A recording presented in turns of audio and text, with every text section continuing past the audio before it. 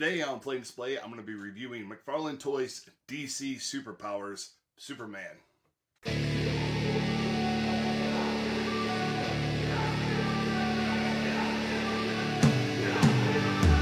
One of my favorite and first action figures I ever got as a kid was the Kenner DC Superpower line, and I fell in love with that stuff, man.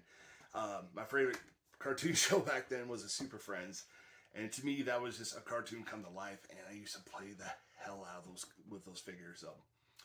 Now MacFarlane Toys, well, are they going to try to make a comeback, try to recapture some of that magic? Let's open it up and find out. And if you grew up in that era, you would recognize this packaging right away. It has these really cool retro colors with a bursting star logo, I want to say, Superpowers here. It just looks all cool all around, though. Even the back nails are pretty decent, though, here. It's got a little bio right here. And also some of the vehicles that it came with, too. So this is pretty much wave one right here. We got Superman, Darkseid, and Batman. Let's go ahead and open them up. So this little plastic case that keeps the figure from moving around is hindering this right here. The cape is held in place with one of these little plastic ties. And you can't remove the figure without removing it. So it's going to leave a hole no matter what we do here. That cape is not going to go anywhere inside the package. You know, it's not going to fall out. It's not. It's just a poor decision on their end. And my first impression of this figure is the figure itself looks good, but the cape just ruins it really bad, though. Let's just go ahead and take it around, though. Around the collar it doesn't fit well. It left a big old hole right there when we took that little plastic pin off there. The S on the back here is crooked. Now it is held in place by like a little snap ring, but it just doesn't look right on Superman. But the rest of the figure does a good job of replicating what the figures did look like back in the 80s, though.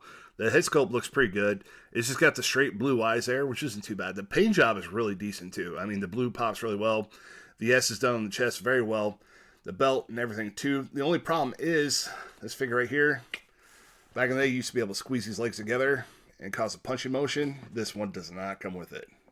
And another thing you're not going to find on the new figures that the old figures had was the packaging did include a little mini comic book. That would have been great to have, but unfortunately, we don't get it.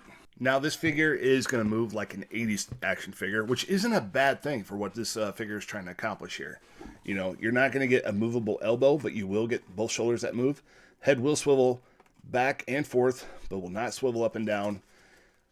It does move at the knee, so there is some posability to it, though, for sure. For my final review for MacFarlane Toys DC Superpowers Superman is this. There is good detail in the figure. It does look like something you're going to get from the 1980s.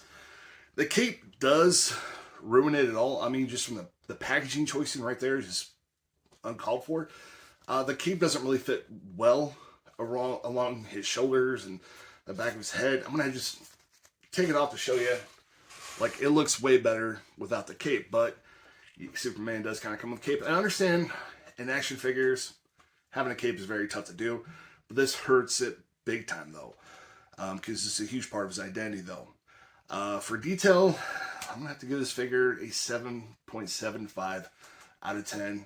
Main reason why is, like I said before, it looks good, but the cape ruins it all, man. Now for the articulation of Superman. This action figure is supposed to replicate what the 80s toys felt like.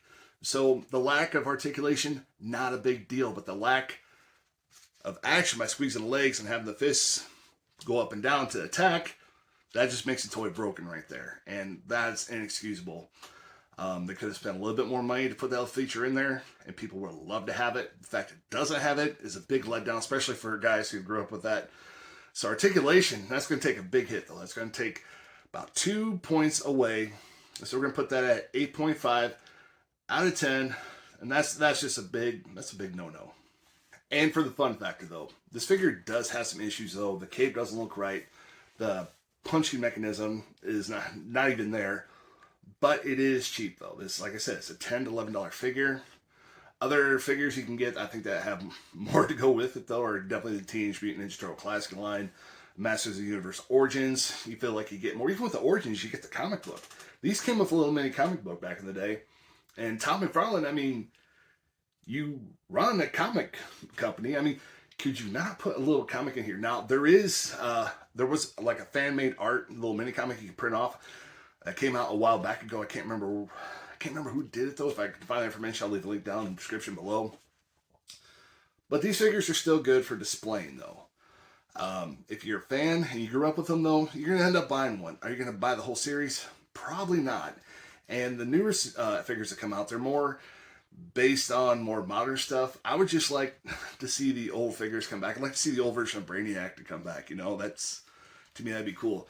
But I can't afford a lot of these old figures. I am trying to buy a few of them right now, but some of them are just way out of my price range though.